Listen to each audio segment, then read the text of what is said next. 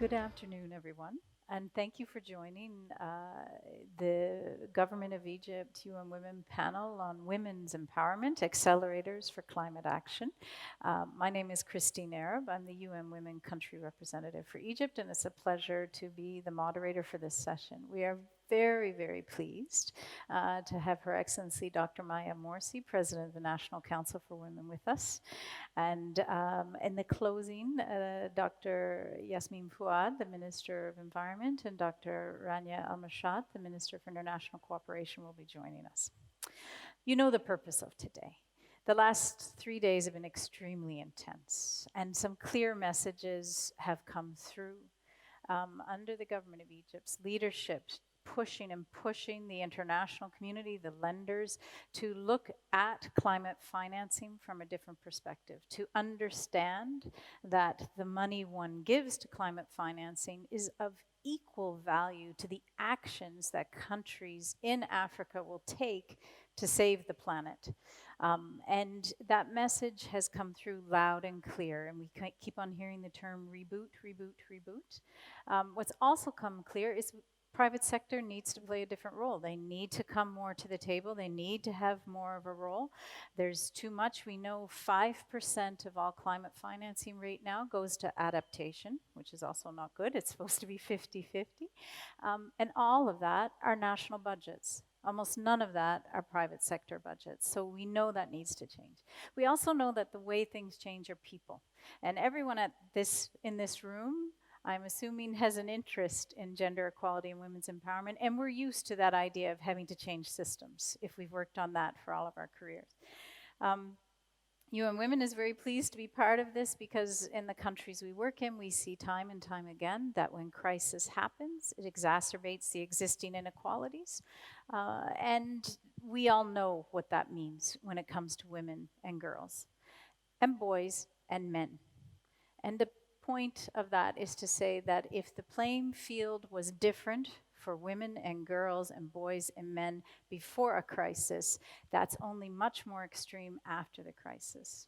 There's been an important shift in the last 10 years, and that shift is there is a much greater understanding that the differentiated impact that climate-related crises have on women and men, boys and girls, but also to stop viewing women as victims. Women are leaders. They are one of the reasons why climate action will happen. And so this panel today is discussing that very much. I want to immediately hand over to Dr. Maya Morsi, as I say, the President of the National Council for Women. She is going to open. And then we have a very esteemed panel here at the table, and Dr. Lorena Aguilar from Costa Rica online. And I will be posing questions to the panelists.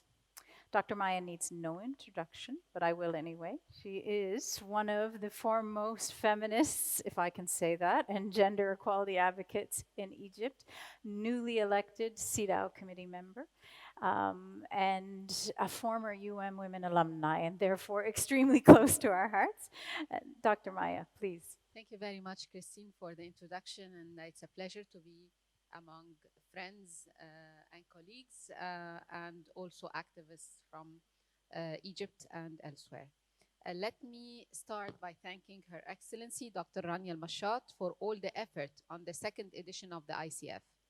And in light of Egypt's hosting the COP27 this year, I'm very proud and honored that there are several women leaders working immensely on Egypt's hosting COP27 next November. So it is actually led by several women, and I will list them because usually they say that it is the president of the COP is the Minister of Foreign Affairs, and Dr. Yasmin Fouad is the technical secretariat, but actually there is more and more numbers. So you're seeing today Dr. Rania Al-Mashat is leading a very important climate finance agenda in the ICF.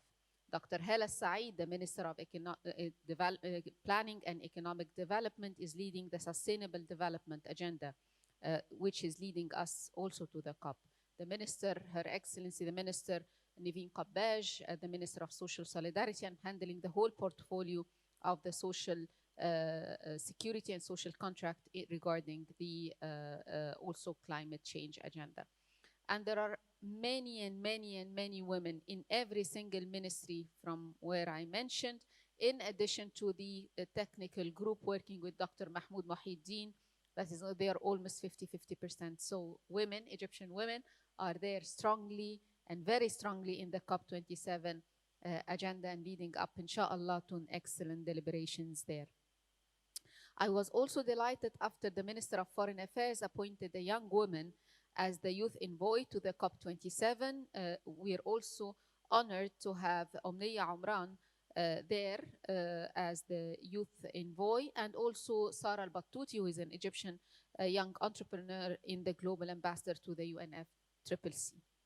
Initially speaking, there are already existing gender inequalities globally, and there are different challenges that are and obstacles to achieving the women empowerment agenda. Women's and girls limited access to and control over different kind of resources, unequal unpaid care burden, limited economic opportunities and lack of skills, violence against women and girls, which is still a challenging agenda. Literacy rates are higher among men than are higher among women. Literacy rates are higher among men than women. Limited access to leadership positions. All this is putting a more burden on women in the climate change agenda. The limited access to and control over the different kind of resources, including education, render women with lack of information about climate change adaptation and mitigation methods, smart solutions and services. This is in return impacts climate action and women's quality of life. This also leads to women's lower chances within the green just transition and the green economic opportunities. And I would repeat the just transition. Please keep on thinking that there is no transition in this agenda without being really just transition, not to have more burden over the shoulders of the women. Violence against women and girls has an interrelated relationship with the climate change, as vow-related services get affected by climate change consequences and women face obstacles in reaching them. Moreover, there are health-related consequences of climate change that affects women's health differently, physically and psychological health is also affected. Access to healthcare services and products gets affected by climate change consequences. It was interesting also when we were learning that encouraging an example like breastfeeding and increasing breastfeeding rates correlates to the improved infant and adult health and helps to reduce greenhouse gases and lessen the environmental impact of food alternatives. When compared with breast milk production, this uses amount of water and has a high carbon footprint. Things of this sort should be lobbied for, should be announced, and should be also we should be also raising awareness on. Specific women segments face compounded consequences of climate change. Example, women with disabilities, rural women, women living in impacted geographical areas like coastal areas, women working in fisheries, and other segments. However, we see women as agents of change and accelerators to the climate change agenda. And thank you, Christine, for mentioning that women are not victims. They are the leaders and they are the agents of change.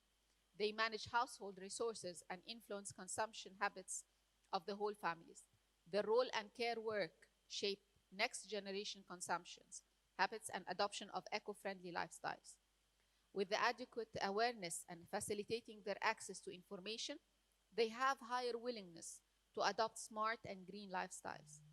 Women in leadership and positions and promoting gender-responsive policy making and implementation render policies efficient and effective, capitalizing on women as key actors and agents of change in the green just revolution.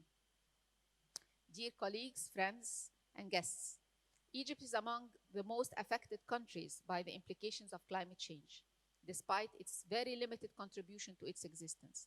According to the statistics, Egypt accounts for only 0.6% to global greenhouse gas emissions. This comes within the framework of accelerating national efforts and policies to protect the environment. as we realize its importance in advancing sustainable development and honor the commitment to decent standards of living, in addition to Egypt's commitment to international conventions and in this field. The Egyptian constitution stipulates that every individual has the right to live in a healthy environment. Its protection is a national duty. The state is committed to taking the necessary measures to preserve it and rationally use its natural resources. Egypt has established the National Council for Climate Change, headed by the Prime Minister. Egypt's cabinet includes a Ministry of Environment, headed by a profound, excellent women environmental minister. Egypt launched its vision of 2030, which includes the environmental dimension and the integration of women's empowerment principles, as well as the national strategy for the empowerment of women in the context of the pillars of protection and economic empowerment. Additionally, the National Strategy for the Adaptation to Climate Change 2050 was recently launched and on the sidelines of the COP26 and also launched in Egypt, headed by the Prime Minister, and it has a pillars, respective responses to the women empowerment agenda. The Egyptian government has adopted many initiatives, programs, projects to promote adaptation and mitigate the effect of climate change, while taking into account women's empowerment, raising women's awareness of rural initiatives and eco-friendly agricultural methods, organizing environmental camps to train women to engage in eco-friendly industries, raising awareness of the sustainable management of floods, and launching an initiative to educate women about greenhouse gas emissions reductions and methods. Ladies and gentlemen, the climate change impact on women is a global challenge. Then how we can go from here to there? We just need a just green environmental transition that considers the socio-economic impact on everyone. In March 2022, Egypt has launched its global perspective for women, environment, and climate change. A just environmental transition for women, a win-win approach for all, through 7 actionable areas. First, promote gender-sensitive perspectives within adaptation, mitigation, and responses. Second, strengthen women's voice and their meaningful participation in environmental governance. Third, leverage opportunities for women within the just environmental transition to the green economy and green consumption habits and within blue economy in the context of achieving sustainable development. Fourth, tackle differential health impact and social implications of environmental issues on women. Fifth, promote educational and behavioral change on women and climate change. Sixth, promote knowledge data generation and analysis on women and climate change. And seventh, apply women-specific perspectives in financing for climate change action. Women will play a strong role in empowering the agenda and achieving gender equality and women's empowerment through promotion of better opportunities in education, skills development, decent work, employment, social protection, which all in turn will spur green growth. Capitalizing on women capabilities and knowledge in developing and implementing sound and efficient environmental policies will ensure equality and sustainability and a better future for our children. Finally, I affirm the commitment of the Egyptian government to continue its tireless efforts to address climate change, along with empowering Egyptian women in various fields. Thank you very much. The floor is back to you, Christine.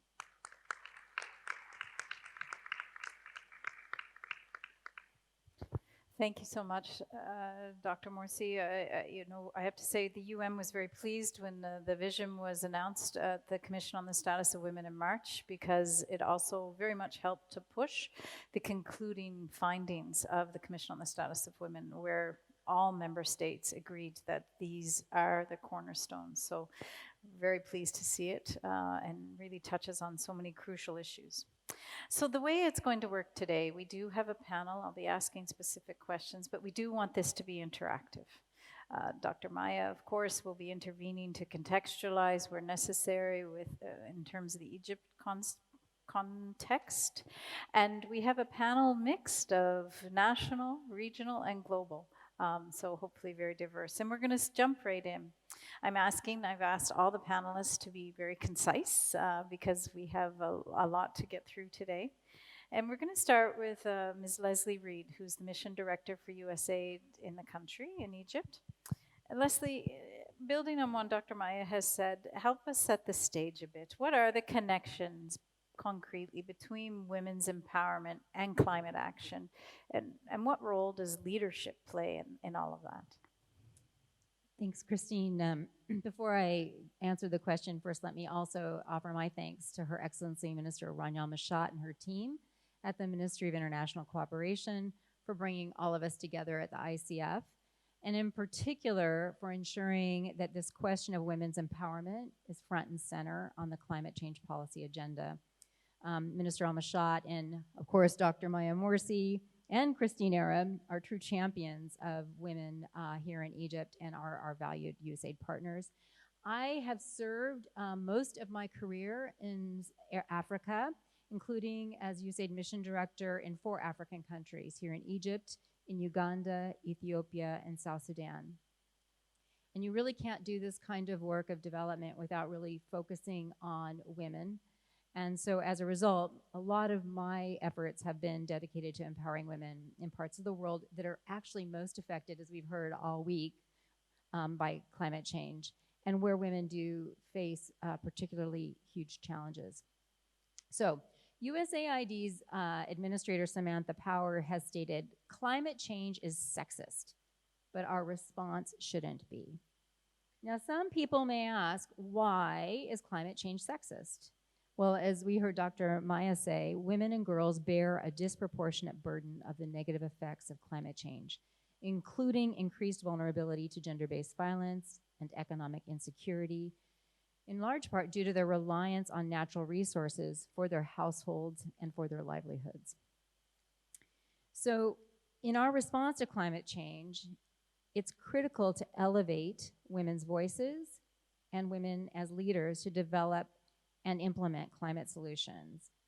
By doing so, our efforts to combat the climate crisis will be more effective, as you said, for all of society.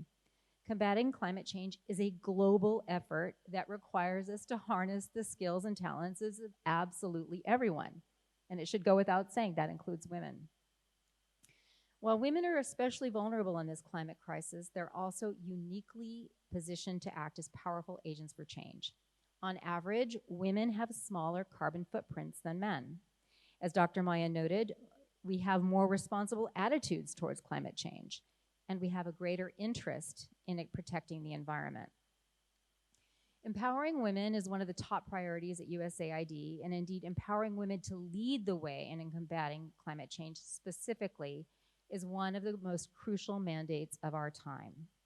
The United States government is prioritizing women in climate actions through increased funding, women's empowerment programs, and the President's Emergency Plan for Adaptation and Resilience, or what we're calling PREPARE, which will support over 500 million people in the world's most vulnerable countries to adapt to climate change by 2030. In addition, USAID's climate strategy recognizes that gender equity is central to climate efforts and prioritizes enabling and empowering women in all of their diversity to lead climate actions. In Egypt, USAID's programming in health, in education, entrepreneurship, economic growth, and governance focuses on ensuring that women have the skills, the knowledge, and opportunity to become climate leaders and innovators. Around the world, and despite what we've seen here at the ICF and what we heard Dr. Maya share with us about Egyptian leaders, it turns out that generally speaking, women are currently underrepresented in strategic decision-making, especially in climate. To close this gap, we have to intentionally elevate women as leaders and reduce the barriers that women face when it comes to leading in the workplace, in our communities, in our schools, and even in our homes. This is a vital part of our Women's Economic and Social Empowerment Program here in Egypt, which is implemented in close collaboration with the Ministry of International Cooperation and the National Council for Women, and includes partnerships with private businesses, such as Daltex, in order to save safe and equitable work environments where women can thrive. In the lead up to the COP, USAID, in collaboration with some of our Egyptian government partners, has organized the Youth Climate Change Model Conference, which is a model or simulation COP27, facilitated by university students to raise awareness and increase dialogue on climate change among young people. With over 100 young women participating in this model COP, the program is promoting women's representation in climate policy and decision making. One young woman, Malik, shared how the experience had opened her eyes to understand for the first time that climate change is not just about the weather, how it impacts everything, including women, corruption, entrepreneurs, and even sports. Malik is in fact now designing a startup that captures methane, and it's really inspiring to see how quickly young women can turn knowledge into action. Malik also happens to be a USAID scholar who attends university on a USAID-funded scholarship. Building on decades of scholarships for Egypt's best and brightest students, USAID is now funding hundreds of students to earn degrees in climate-related fields, such as energy, water, and agriculture. Our scholarship programs go far beyond tuition payments, and they also provide training on entrepreneurship, intensive leadership development courses, and study abroad to learn about America's climate innovations. So it's really no exaggeration to say that these are Egypt's future climate leaders and that very many of them are women.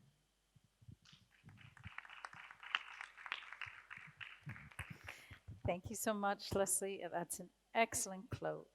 Climate change is sexist, but the response doesn't have to be. I think that's fantastic. And you've been a prime pupil, exactly on time, so thank you. But the points are very well taken. We have women leaders, but we have to do more to reduce the barriers in a somewhat mystifying process. And on that point, we're now going to turn to Dr. Lorena Aguilar, who's actually online and joining us from Costa Rica. Dr. Lorena is one of the global experts that UN Women works with.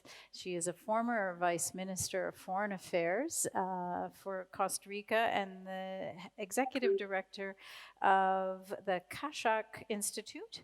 Lorena, I want you to help us a bit demystify, in development we're very bad with terms, and talk a bit about what's behind some of the climate terms as it relates to women. So specifically, what informal and formal roles do women play right now in advancing adaptation?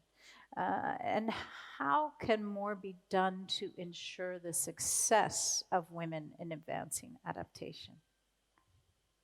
Well, thank you very much for the invitation. I am not from Costa Rica today. I am from the Kashak Institute at Binghamton University, and it's my honor and my pleasure to address the topic. So, for many of our countries in the global south, adaptation is a matter of life or death, especially for women and girls.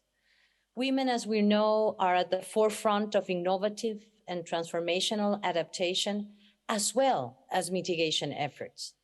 In various of our countries, actually, women say things like, while women adapt, men migrate. 26 countries have developed climate change gender action plans that are called CCGAPs, and they include gender responsive actions to adapt and combat climate change. But innovation is one of the trademarks. Thinking outside the box, going beyond the cooking stoves, the backyard gardens, or the crafts. For example, in India, there is a rural reality competition called Kangum Banenga Shubkal Leader, who will become a leader for a better future in 100 villages. It was India's first rural reality competition aimed at empowering rural women and youth. And the competition encouraged community members, especially women and youth, to adopt simple and practical measures to resource conservation and environmental regeneration in the villages. What they're doing in Benin with solar market gardeners, the Solar Electrical Light Fund is a nonprofit that designs and delivers creative solar solutions to fight energy poverty. Year-round production is now possible in Benin in remote villages. And of course, in Latin America, women in charge now of MRV systems, monitoring, verification, and evaluation associated with Red Plus and forest restoration. We see more and more and more women leading and embracing nature-based solutions at a higher rate than men. And they're prominent in ecosystem restoration. For example, through their grandmother recipes, they are reconstructing the habitats of plants and animals that need to be restored to enhance food security. And their landscape restorations is more heterogeneous than those usually proposed by men. Unfortunately, in their efforts to adapt, as we heard from other of our previous interventions, women are faced with four structural knots of inequality: the socioeconomic inequality and poverty, patriarchal, discriminatory, and violent cultural patterns, and the prominence of cultural privilege, the sexual division of labor and the unfair social organization of care, and the concentration of power and hierarchical relations in the public sphere.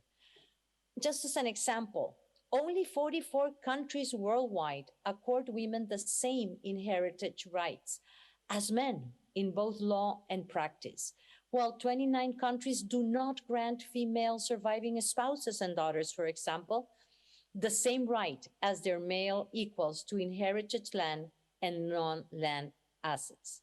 Unfortunately, natural resources dependent men and women are also relying in what we call erosive adapting mechanisms. And these erosive adapting mechanisms refers to a livelihood activity that in the long term is unsustainable and can negatively impact both people in that environment.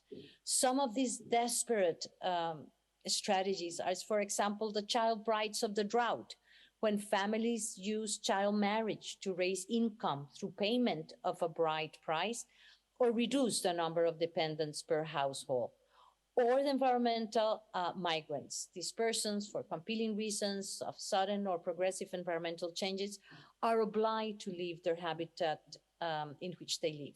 And this is going to be one of the main topics when it comes to climate change, the migrants. So regrettably, COVID-19 has deepened pre-existing divides, vulnerabilities, and inequalities, and it had opened new fractures, including fault lines in human rights. And the pandemic has revealed how interconnected our human family is, and of the full spectrum of human rights: civil, cultural, economic, political, and social. And when any of these rights are under attack, others are at risk. Unlike the coronavirus, there is not, nor will there be, a vaccine against gender inequality. The time of action concerning gender and climate change has never been more urgent. Thank you very much, Christine, for your invitation.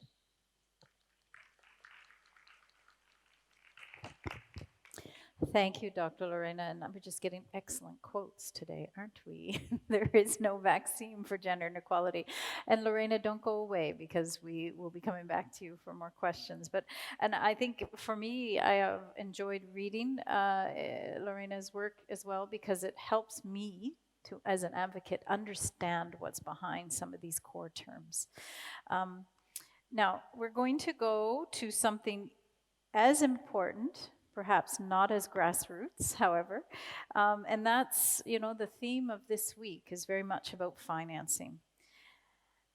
How can innovative financing for climate action advance gender equality? Is this an either-or situation, or can there be co-benefits in striving for both? And we're going to we're very pleased to have Dr. Carlos Conde, the head of the MENA region for OECD. Carlos, I'm going to get you to answer, and also Mrs. Barbara Rambusek, the head of the Gender and Economic Inclusion Division for EBRD, who's both visiting. So we'll start with you, Dr. Carlos, and then over to you, Barbara, okay? Thank you. Thank you. Thank you very much, Christine, and it's a pleasure to be with all of you this afternoon. Let me start by thanking, of course, the government of Egypt and Ms. Maya Morsa, a great partner of the OECD, for this kind invitation, and really congratulate Egypt and the United Nations Economic Commission for Africa for this very successful conference that is really signaling a great progress in the way to the COP. And this conference, and I was happy to be in the conference last year also in Cairo, there is progress in the last years, and we see that this agenda, we have always this half empty or half full bottle, and I think there is some reasons for optimism in the way of the COP. Already in the COP of Lima, there was a clear call for linking the environmental and gender issues. Last year in Glasgow, there was a call also to increase this agenda, and we are improving in the understanding of the connection of both policies.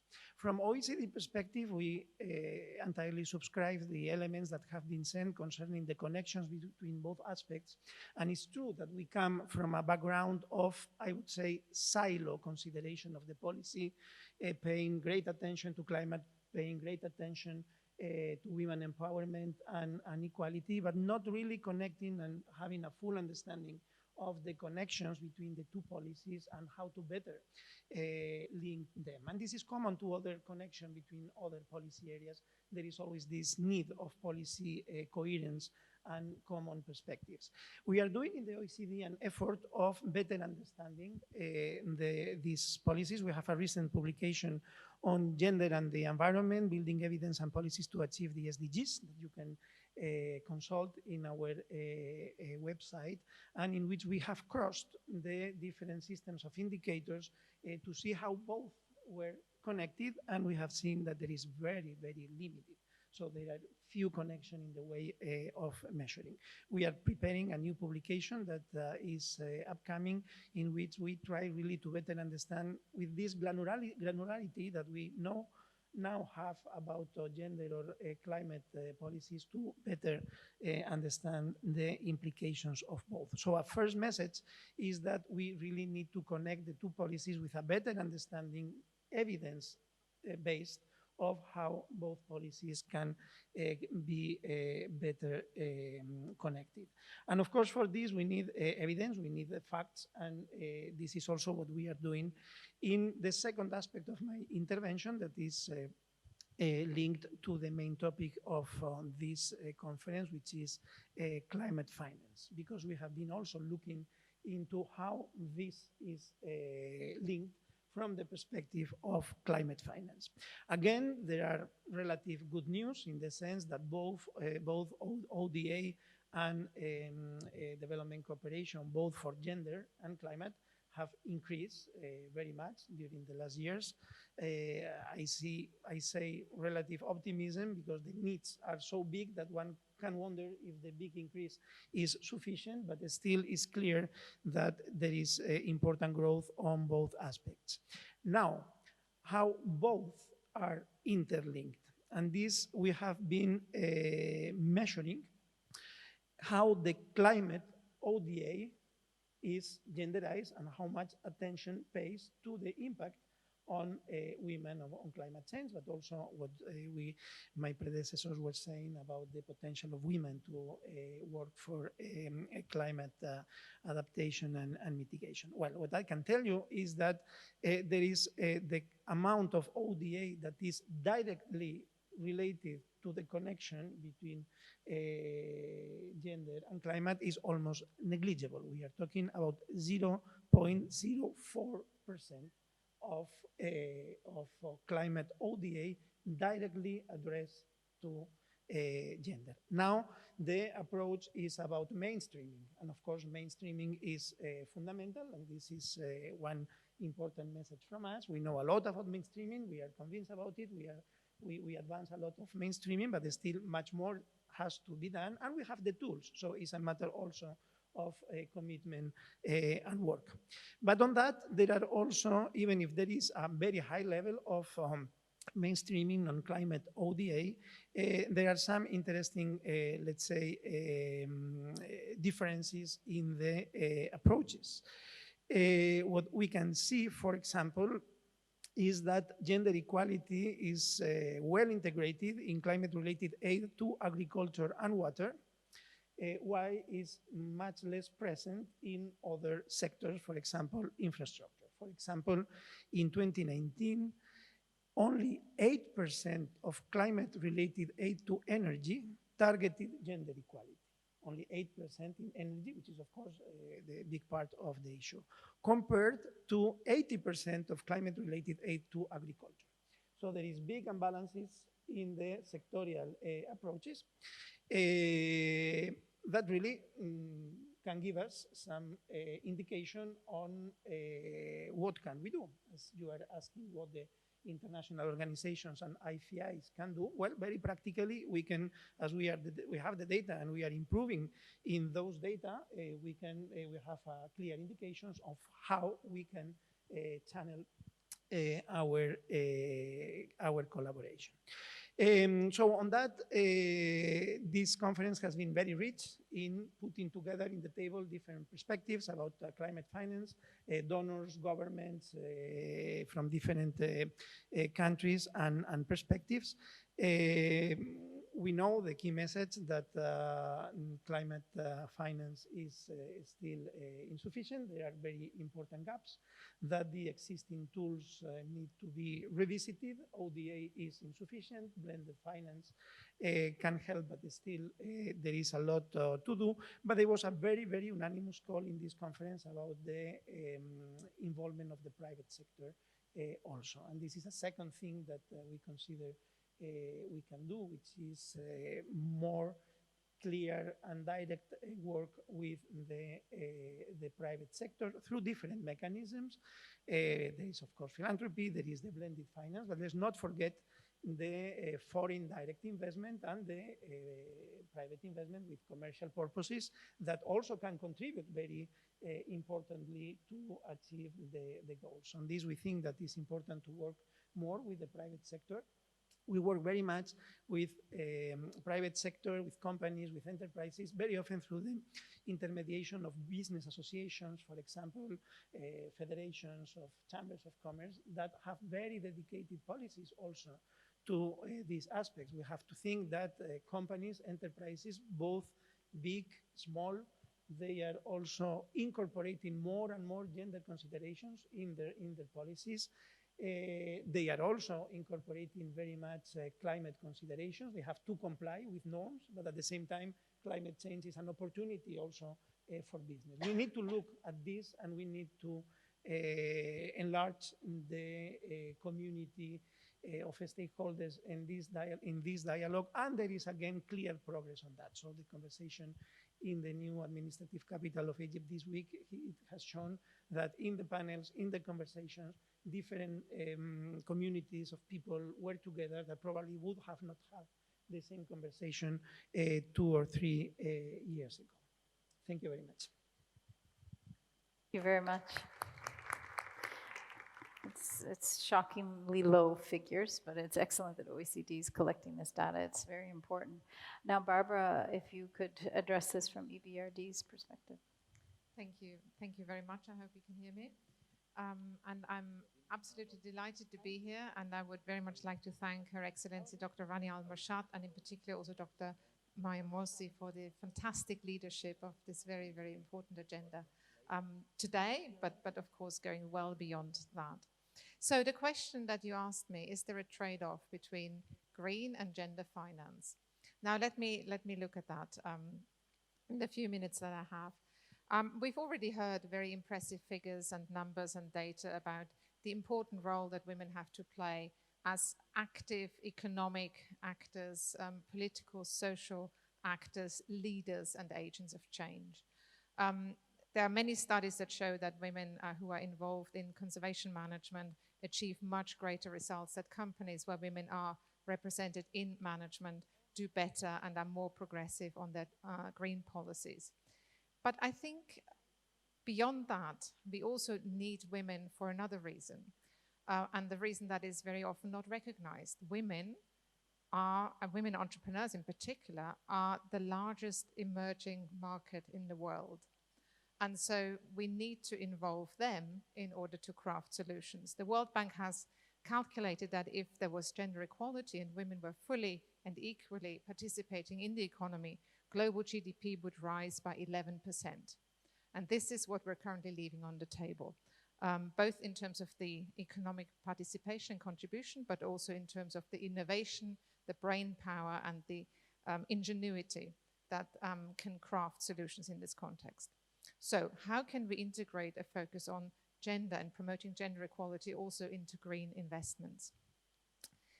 Innovative finance comes in different sectors in different ways. At EBRD, we invest across a broad range of sectors, primarily in the private sector. And I just want to give you some examples. For example, we have green SME credit lines that support precisely women entrepreneurs who have ideas, who want to invest in green technologies, but who don't know how to do that. So these exist here in Egypt, they exist in many other countries, and are a real driver to enable women to come up with innovative solutions to understand which green technologies work best for them, and to then access the finance in order to expand and grow their businesses in this context. There are renewable frameworks that we invest where we actually work with countries, and most notably now in Egypt, of course, as part of the NWAFI initiative that was talked about so much earlier this week, to invest in renewables, to shift from fossil fuel and polluting industries towards renewables, but then very, very importantly, to also understand and support this transition towards green labor markets for everybody, in particular women. So this is about redeployment of people, upskilling, reskilling, but also at a policy level to look at developing new national skill standards, occupational standards in those new emerging industries where renewables is clearly a very important one. But it goes beyond renewables. We know that renewable sectors only create relatively few jobs compared to others. So the focus has to be also on infrastructure, manufacturing, services, agribusiness, tourism, you name it, in order to identify those green jobs and then in a way build the capacity of women to gain the green skills they need in order to access those jobs. Another example from our side in terms of green investments is our Green Cities programs, where we work with municipalities, including many here in Egypt, to develop green transport solutions, green municipal solutions, and at the same time to make sure that women are part of decision-making of the design of these solutions and then can access the jobs and the economic opportunities that come from those. So there are a lot of different examples here. To tell you about EBRD, we have a commitment to invest 50% of our annual total investment into green investments, and at the same time also at least 40% into gender. And just last year in Egypt alone, we have actually done 50-50. 50% of our projects had a very clear gender focus, and 50% of our projects had a green one. So you can do both. And the magic really is to bring those two together in the same investment. If we now look at a policy level, which I think is equally important to develop the broader systemic ecosystem that these programs exist within, we are very much looking forward to launching a Gender and Climate Fast Track initiative, which looks at integrating gender into corporate governance, both at a company level, but then also at a national level. So integrating gender measures into green measures that are taken at a company level, but then also looking at how gender can be integrated into NDCs, how those commitments are shaped, delivered, and then the impact that is being achieved. Again, to make sure that women are part of the solutions, part of the decision-making. So to come back to your original question, is there a trade-off? I would say a very emphatic no. There is no trade-off, but there is definitely a trade-up. I think we achieve better solutions for everybody if we combine gender and green. Thank you. Thank you, Barbara, very much. And it's good to hear EBRD say that. And I say that's music to the ears of Dr. Rania Al-Mashat, Her Excellency, the Minister of International Cooperation, she and her team have done these last 3 days of very dynamic discussions. Dr. Rania, so far, Dr. Maya has presented the global vision of Egypt on women's empowerment and climate action as accelerating climate action. And some of the panel have spoken to the broader issue of it's not an either or scenario. It's not gender or climate, but how can the two come together? And we just finished off on, particularly with financing, the degree to which you can make sure there's co-benefits that one cannot achieve with the other. OECD gave some very shocking statistics, if I'm not quoting incorrectly, Carlos, that of ODA, climate ODA given, 0.04 had a gender dimension to it. Whereas EBRD just mentioned that they have a 50-50 on gender with regards to their business in Egypt. So that's impressive. So I will hand over to you. Dr. Rania will join us now, but has to depart to another event. So please, Dr. Rania. Well, thank you very much, and welcome all our partners and friends. It's been a very important 3 days for us, different topics, different dimensions, but one common denominator, and that is that international cooperation and partnerships are the only way to move forward if we are going to be serious about the global issues actually that unite us. Gender, climate, extremely important. But let me reflect on what you started with, and that is climate and development. And what Egypt has been emphasizing during these 3 days and emphasizing in the different strategies, be it Vision 2030, be it the 2050 climate country strategy, be it the gender strategy, in all of these national objectives, climate is intertwined into our development goals. And that is extremely important. We're not seeing it either or. We're not seeing climate as a stumbling block towards our development path. On the contrary, if we take a look at the different projects that the country has done or projects that we have done in collaboration with all of you, be it EBRD, World Bank, USAID, all the international community, we will find that many of them are actually anchored with climate objectives, with gender objectives. What we are doing now in terms of realization as an international community is trying to decipher those or pull out gender in particular to emphasize it even more. But at the crux of each and every project, we do have this inclusive spirit. We do have this green spirit, but it is very, very good that we now quantify, that we now do the monitoring so that we can increase it. So I think this is just at the outset a very important distinction to underscore, and it's something that we as Egypt are trying to push the message forward, and I'll say in different ways how that is happening. The other important exercise that we have done as the ministry responsible for official development assistance with all of you is to do a mapping exercise between ODA finance and the SDG goals. When we take a look at SDG number 13, climate action, it has received $11.8 billion of ODA finance, with 7.8 towards mitigation projects and 2.8 towards adaptation projects. And when we look at the adaptation projects, if they are agricultural projects in different parts of Egypt, we find women in these areas in order to create an agriculture system which is crop resistant. When we take a look at, if you go to Upper Egypt, there's a World Food Program project that actually empowers women and takes a look at agriculture produce, same in Marsa Matruh.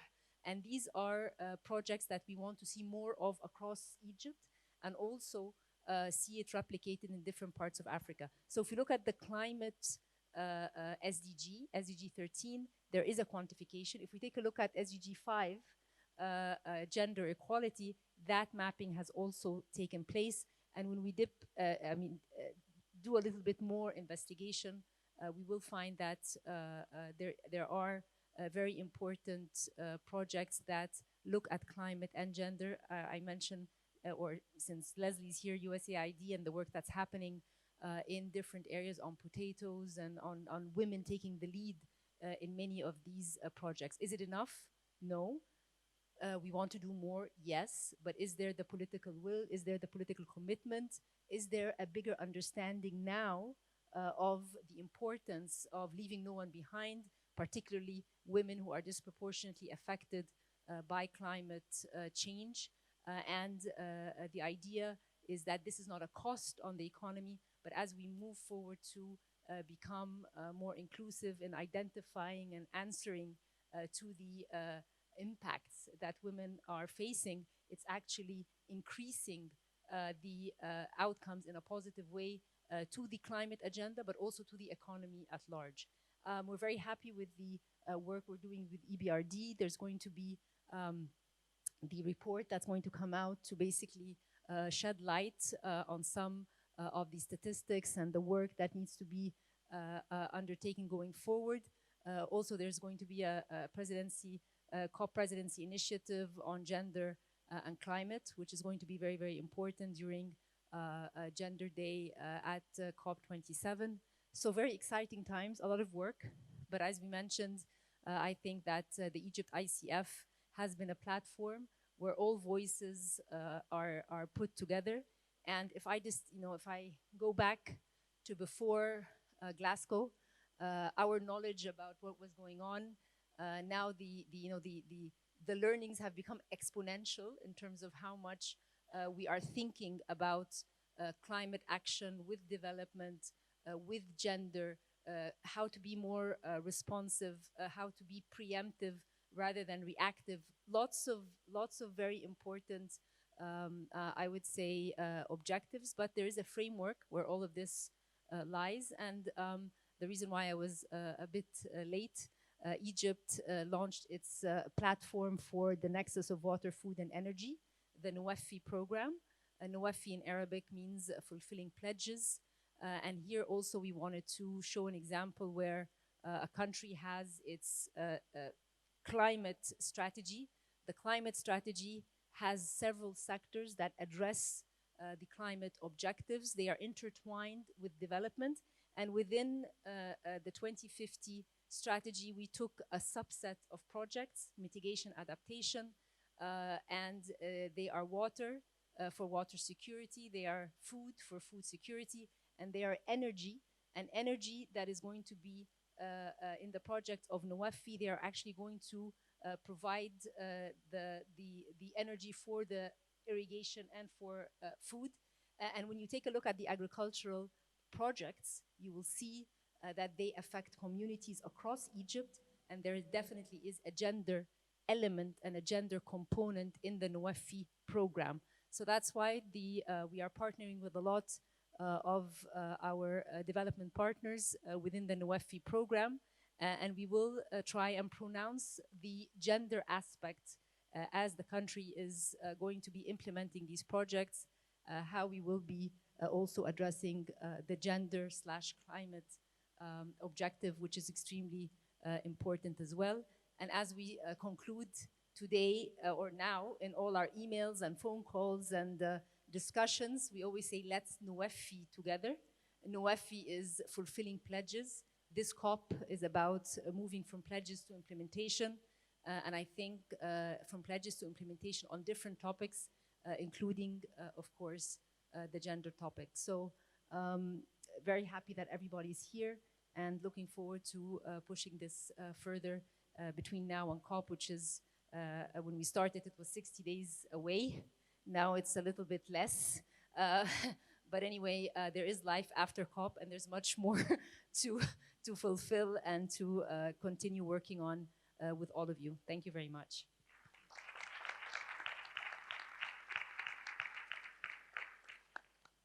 Thank you very much, Dr. Rania, for joining us. We know you're ping-ponging and we'll have to leave at a time. But I think we're going to take this opportunity. One of the key messages of the last few days is the role of private sector and how it is often the closest to people, but not often the closest to the climate change agenda, nor the women's empowerment agenda. So we're here to highlight some good examples today. We have Dr. Suzanne Hamdi, who's the Senior Director of the Inclusion and Business Development of Bank Messer. And Suzanne, Dr. Suzanne, we've been hearing a lot about the role that private sector plays. You both coming from a bank and also an entity that supports private sector growth. What do you see happening when it comes to supporting women in the context of climate action? And what do you want to see more of? Thank you very much, Christine, and thank you very much, Dr. Rania and Dr. Maya, for giving me this opportunity and the kind invitation to be among such distinguished panelists. First, we've all agreed today, and I think all data confirms that without gender parity, we cannot achieve reduction in poverty, attain food security, address climate changes, and have an inclusive society.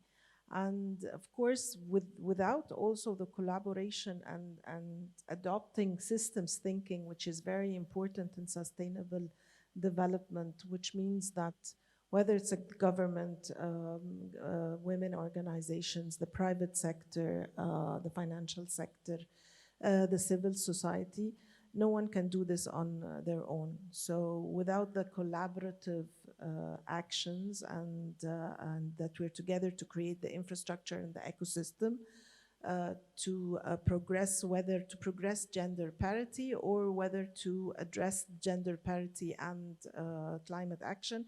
And I've heard several quotes today, and I just want to add one, but it's not by me. It is by Mary Robinson, which is the UN Rights Commission. And I think her words, if I'm allowed to quote them, it says, climate change is a man-made problem with a feminist solution. So I think this says it's all. The private sector, of course, has a critical role to play in addressing gender gaps in the workplace and also to address climate change. In Egypt, the labor private sector is a leading key force in for labor force. 70%, it employs 70% of the labor force. Agriculture, of course, there are a lot of women, which are nearly more than half of the labor force in the agricultural sector.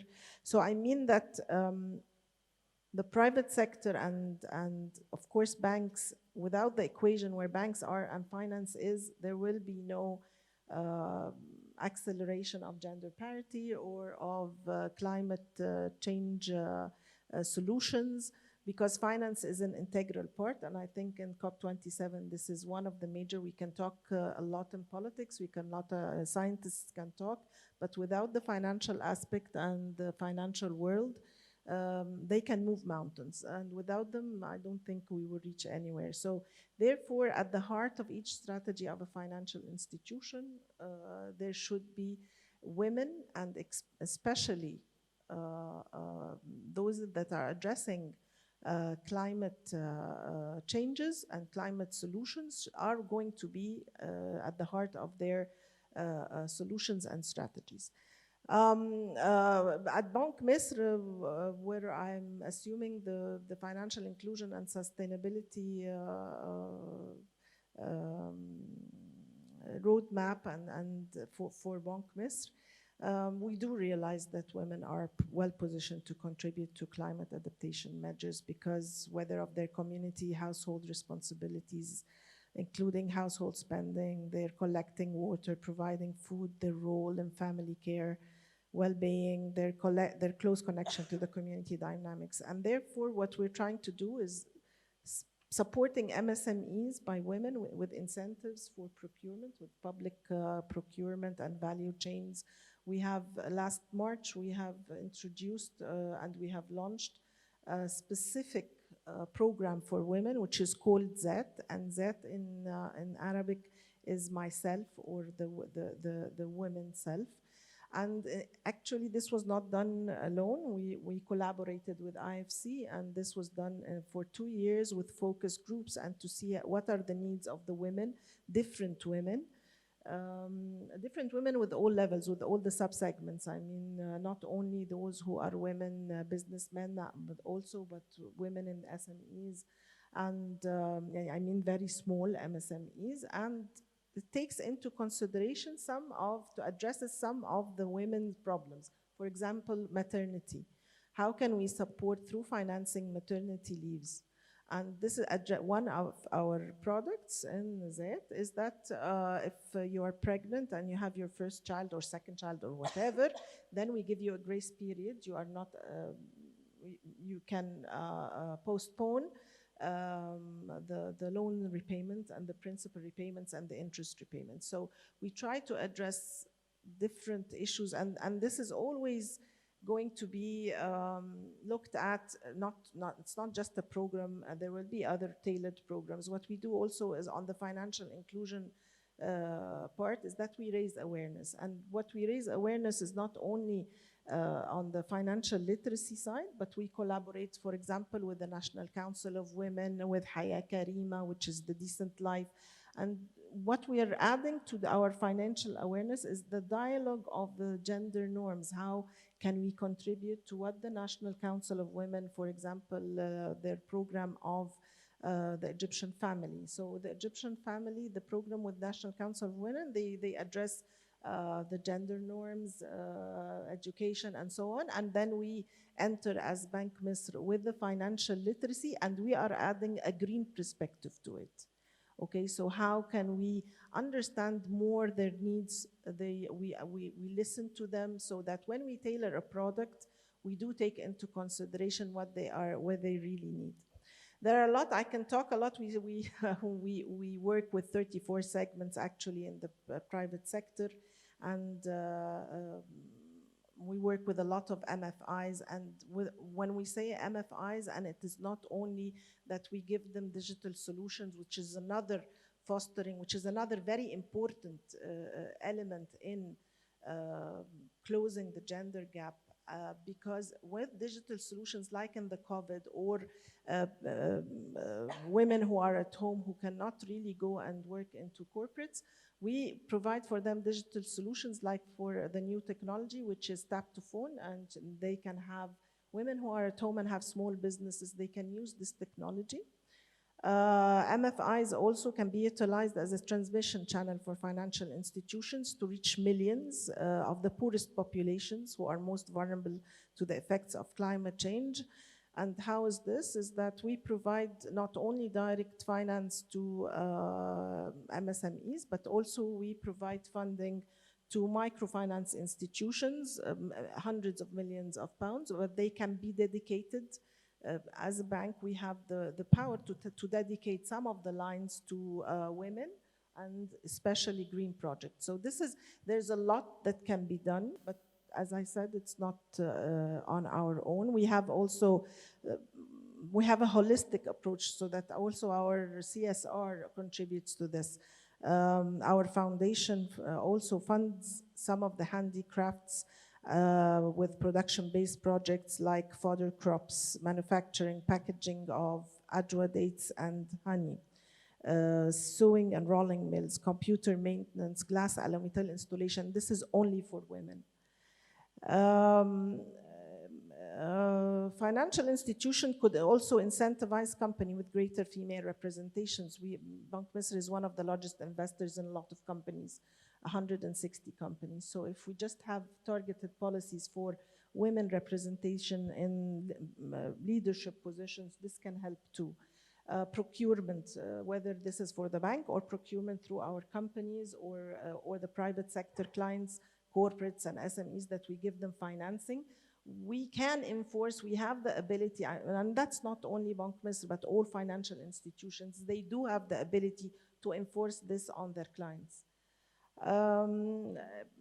Providing, as I said, digital finance is very important for either closing the gender gap or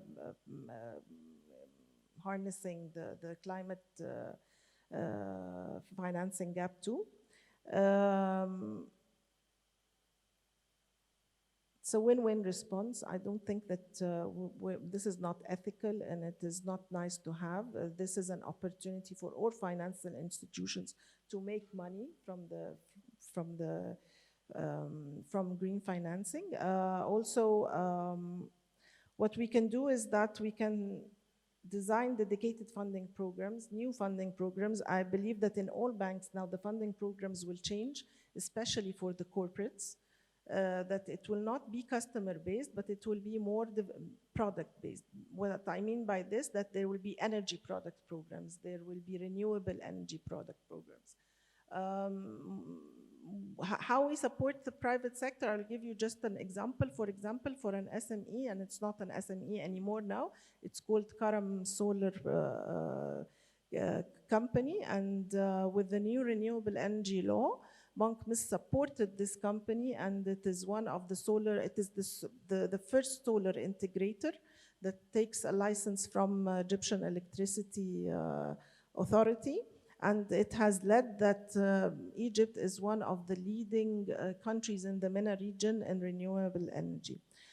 Thank you very much. There are a lot of things to be done, and I think before COP27, this is an excellent platform for discussing all these things, and looking forward to other collaboration with all the entities on this table and other partners. Thank you very much.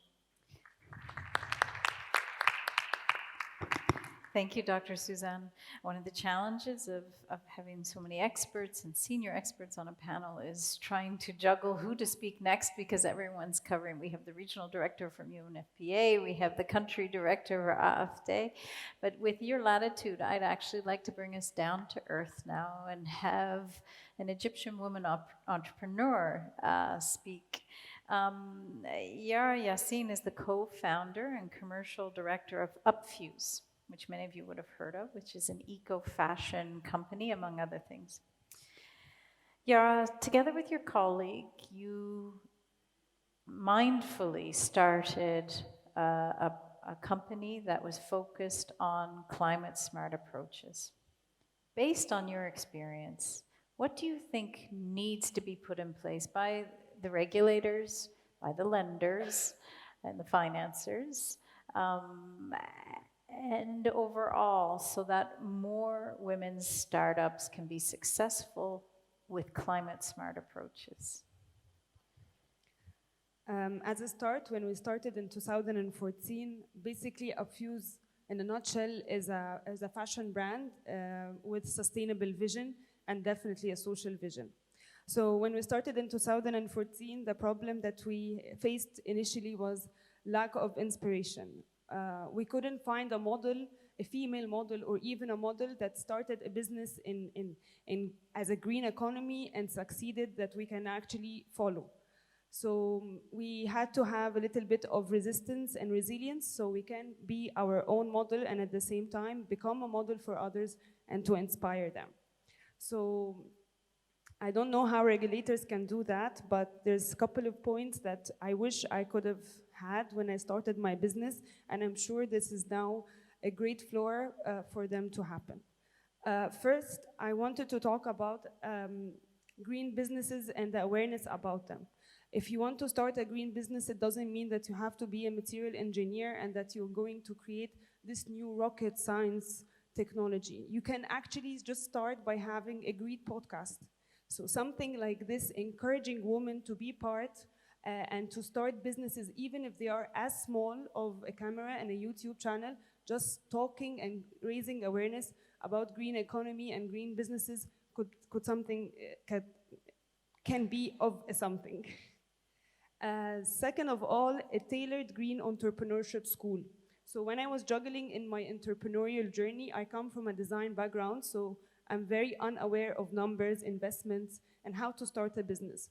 So I went into different entrepreneurial schools, and they were not tailored to green businesses. And green businesses, they are as other businesses, but with a little bit of let's say difference, because when you have a green business, you also focus on the social level of the business and how your business is impacting not only the environment, but the people that are working in it. So having a tailored school that can support women or even men to start this kind of business can definitely be a push forward, that we can have more young entrepreneurs and the younger generation to be motivated to start business in the green sector and not only in the tech sector.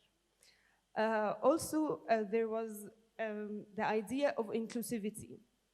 Having a green venture doesn't mean that it's only subjected to a certain gender. It's an inclusive business. And I think, and I believe since 2014, that if you want to start a green business in in still, I would say, an immature market space like here, for example, in the MENA region, then you need resilience.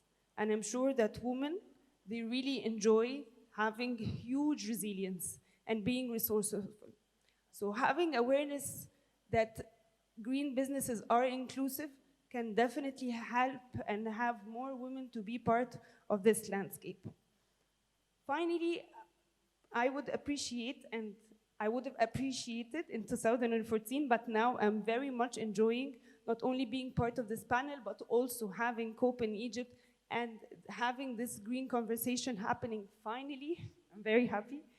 Is that governments can actually start, and this is what we're now having, that governments start showing and talking about their priorities when it comes to environmental actions. So women or men or anyone can actually start thinking where would they like to contribute, what would be the business ideas. Governments say prioritizing that we're prioritizing the solid waste issues, we're prioritizing renewable energy. When there is a communication between governments and entrepreneurs, whether they're women or men, I'm sure that there's going to be an impact. Thank you.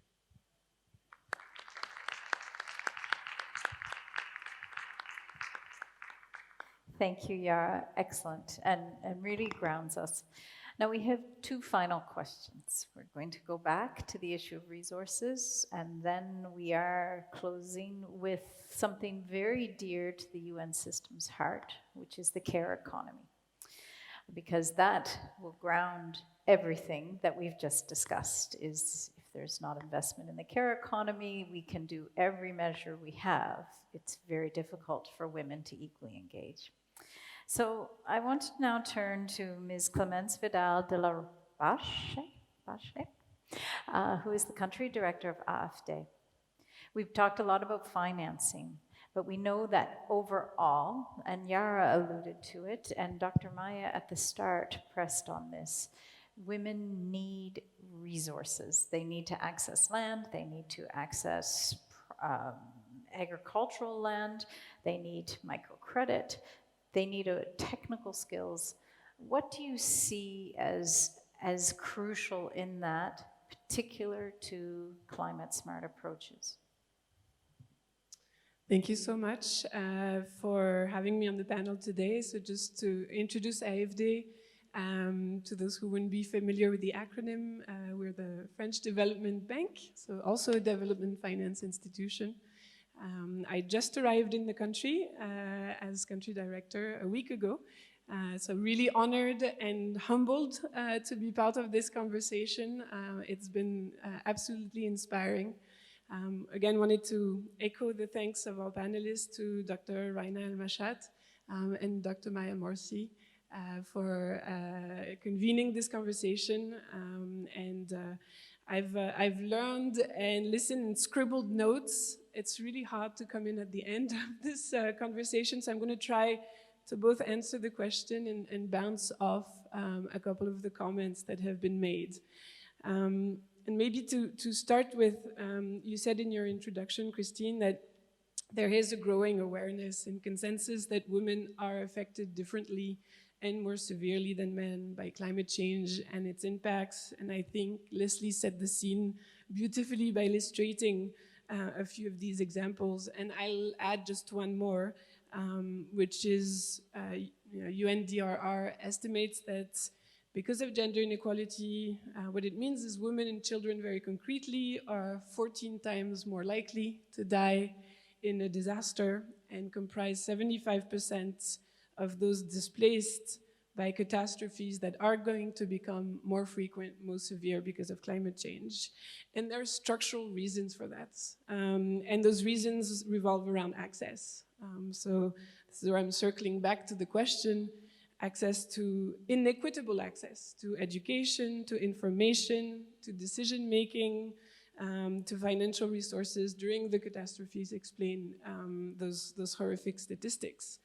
And again, to illustrate the urgency, the facts, I know that all of you in the room are aware of this, but the facts are so staggering that I just take every opportunity to lay them on the table again.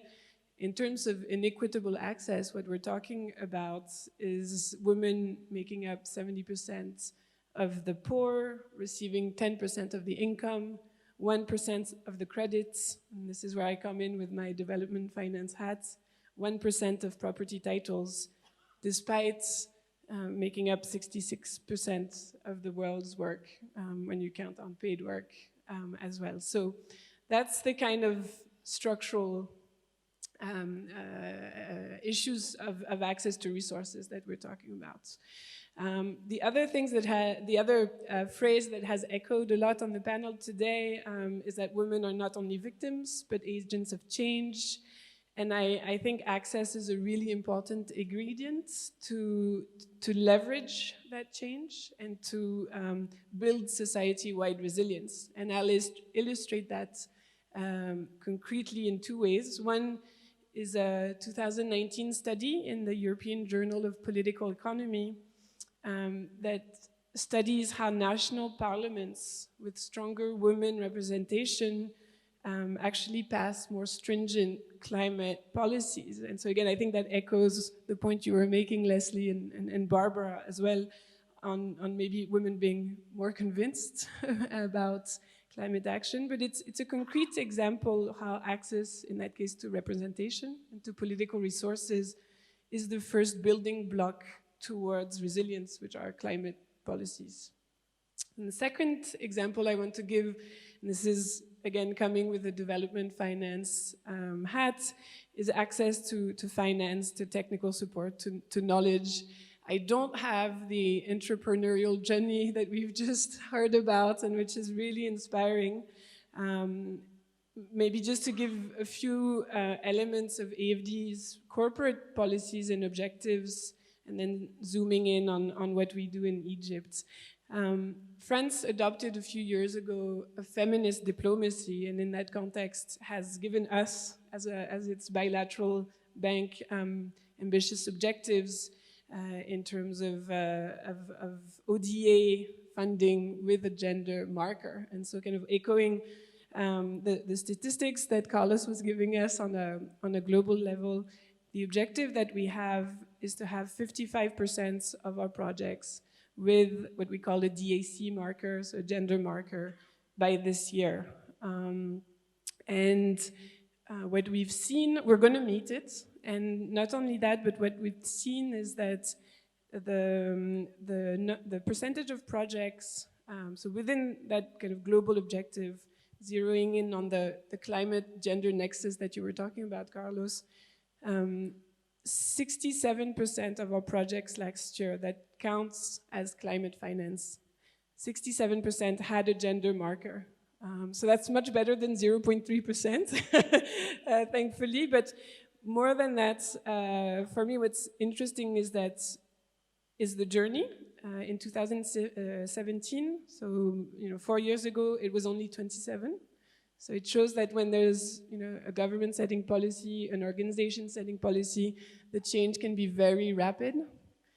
And the other interesting point for me is I'm going to steal that line, Barbara, about trading up, is that within that portfolio of ODA funding that contribute to both gender and climate, the split between mitigation and adaptation is 45-55, which is completely different from the rest of our climate portfolio, where adaptation is still a minority of the financing.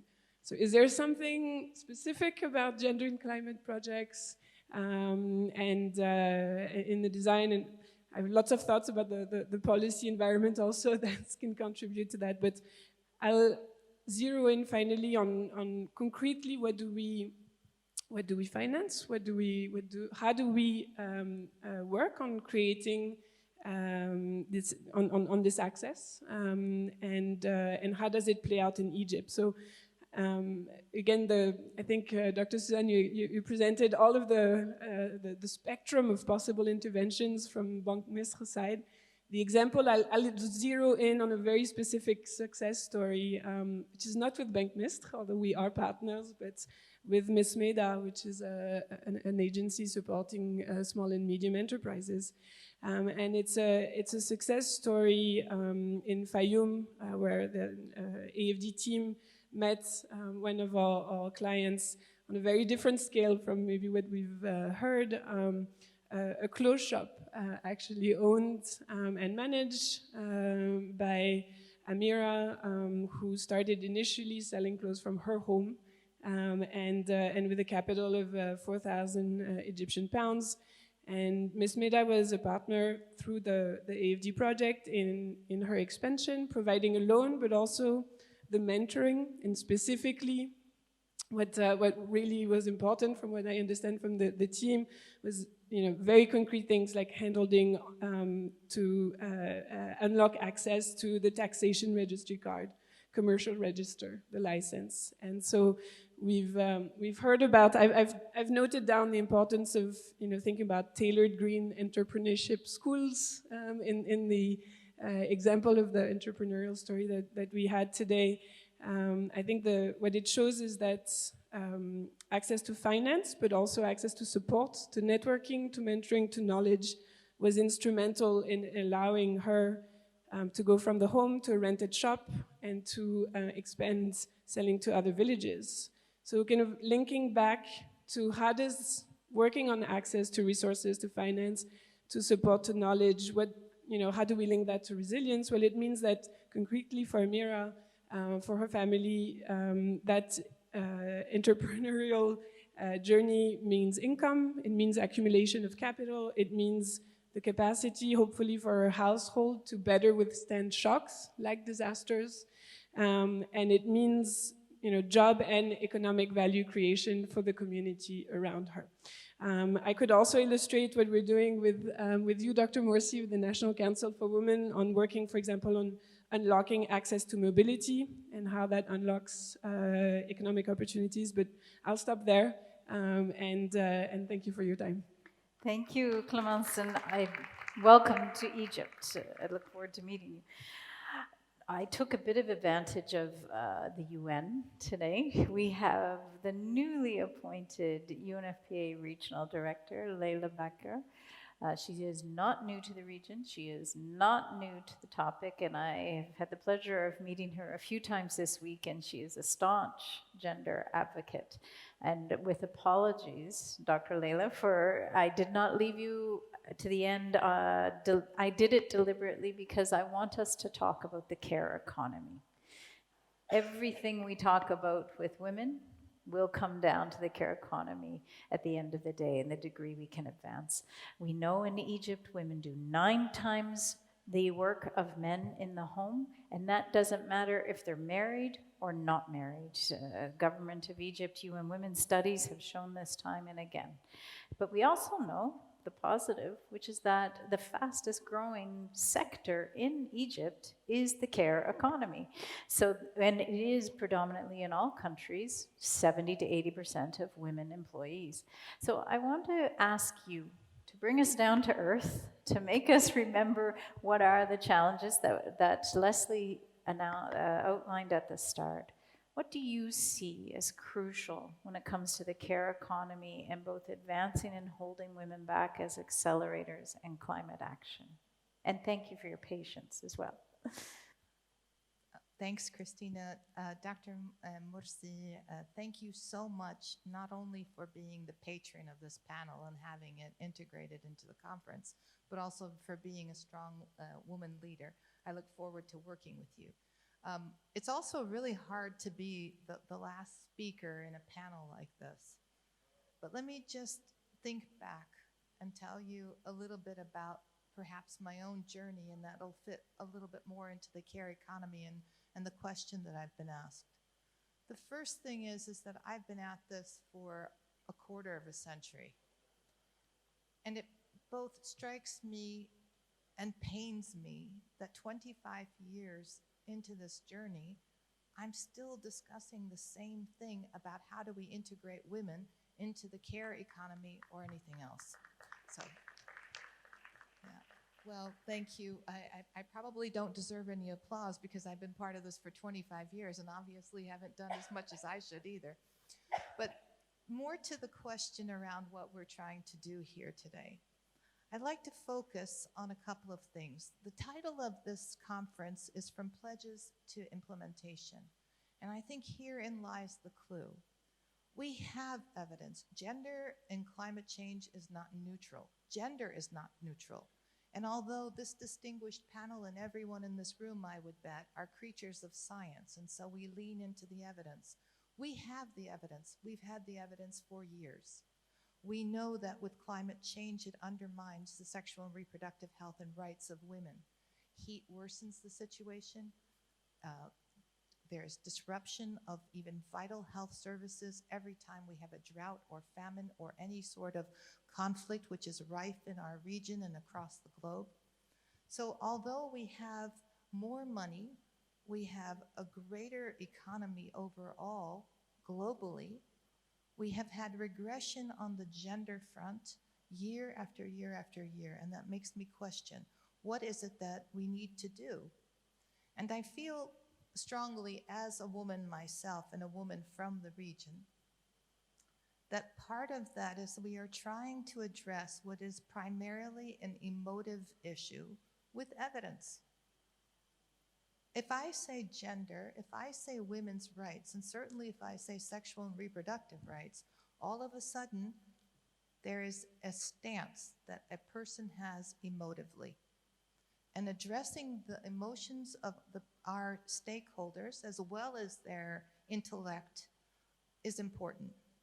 So today I'm going to focus on a couple of things because gender and reproductive health is not only my passion, it is also my job. And I'll focus on a few things. The first is that I think that there is an enormous amount of wealth of information that's been given, including at this panel, on what we can do to encourage women within the labor force. And for me, that's great. So how do we protect the social programs and the social progress from a legislative perspective? Access of education for everyone, ensuring that you have access to not only the job opportunities, but for many women who are not accustomed to having a position and speaking out on their own, how do we start with girls in school, integrate them into the conversation, allow for that conversation to flourish in a way that a girl can transition from being able to be the agency of her own voice into accessing those opportunities that are at hand.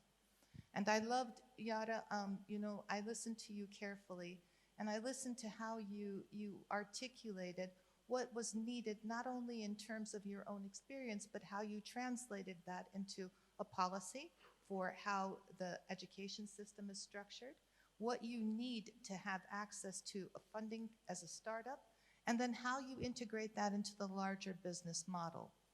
Where sexual and reproductive health and rights are concerned, I think that that is also part of a larger global agenda, and it's difficult for me to talk about gender and gender rights if I don't talk about what is happening on the entire human rights agenda globally. I do not advocate for a one-size-fits-all approach. There are cultural and socioeconomic norms that are very inherent not only to every country, but to every community, and that are valuable. I'm not here to dictate, not as a person and not as an agency, and certainly not on behalf of the UN, any one particular social norm that I think fits all.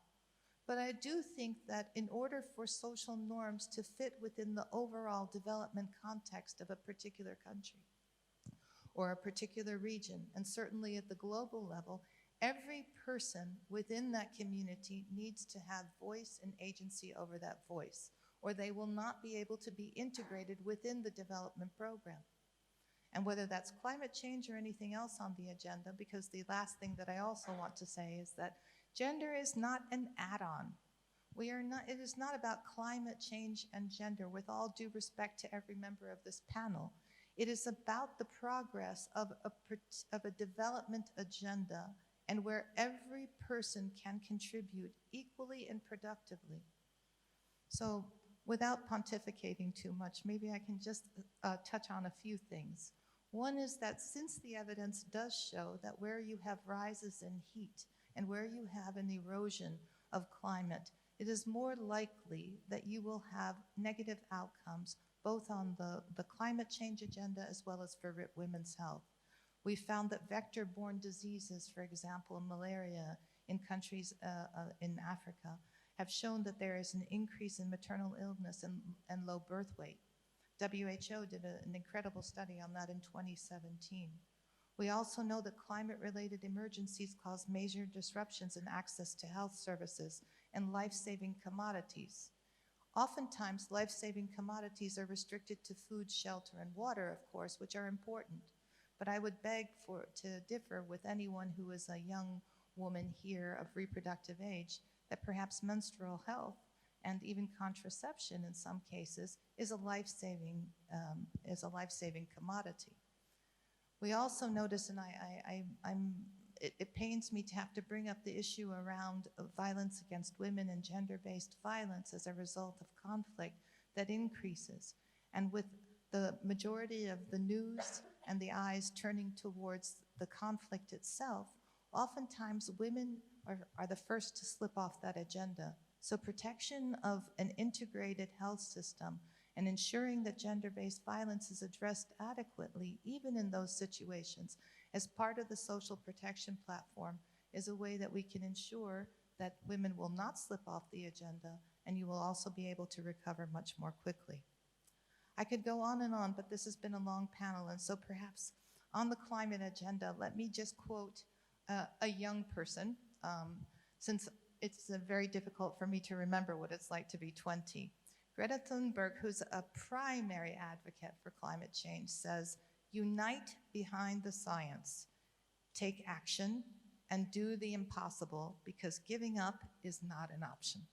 I urge you all in partnership to join in this and take the action that is needed so that we can all have a healthier global economy for men, women, and young people across the globe. I thank you.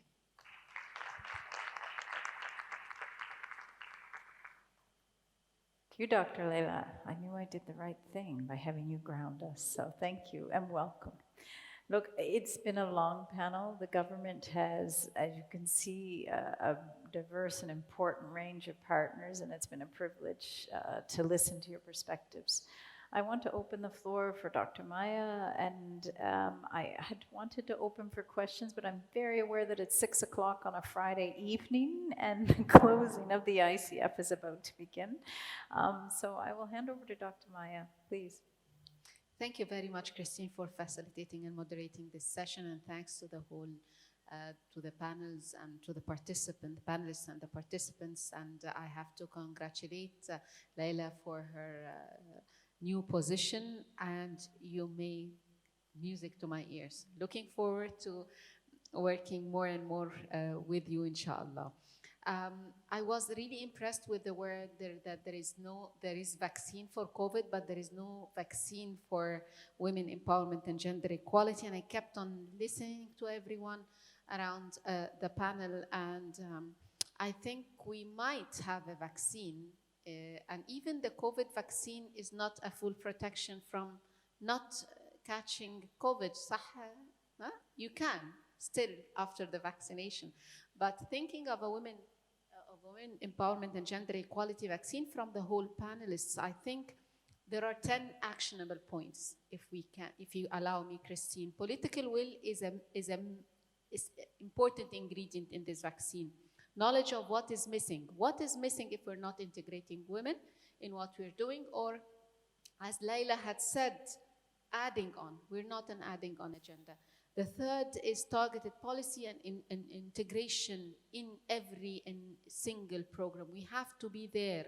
We have to be there. It is not a question whether we should or we should not, whether should we be given a chance or we should not. Women has to be there. Start with girls at school, and this is excellent point, Leila. Start with the girls at school.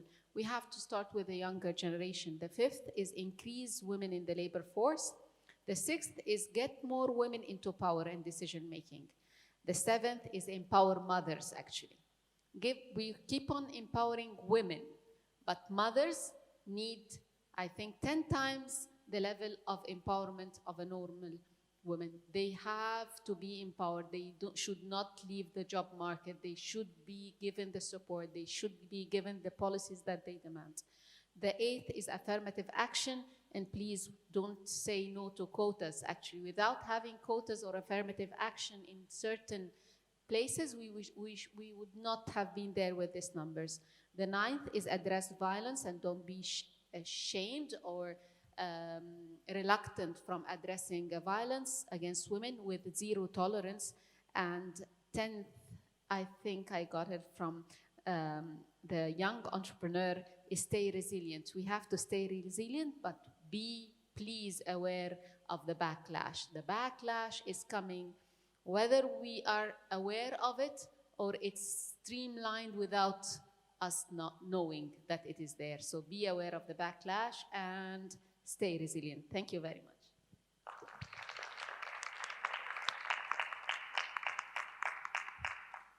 So that's excellent, and I think that's a great way to end it. I want to thank you all for coming. I know it's been a long week. For those of us who live in Egypt, this is our weekend, except if you're government, I suspect, but this is your weekend. I want to thank the panel, every one of you, from the private sector to the important development bank partners, to USAID, to UNFPA, to Yara, and bringing us down to the ground, and congratulations. Dr. Morsi, thank you very much. I think you've closed it perfectly. I have nothing more to add. Just on behalf of UN Women, thank the government of Egypt for doing this panel. This is just the start. It's actually halfway through. 60 days, we're going to be seeing a lot of each other, and we cannot forget that people are at the heart of climate. So thank you, everyone. Thank you for coming. Thank you for the weekend.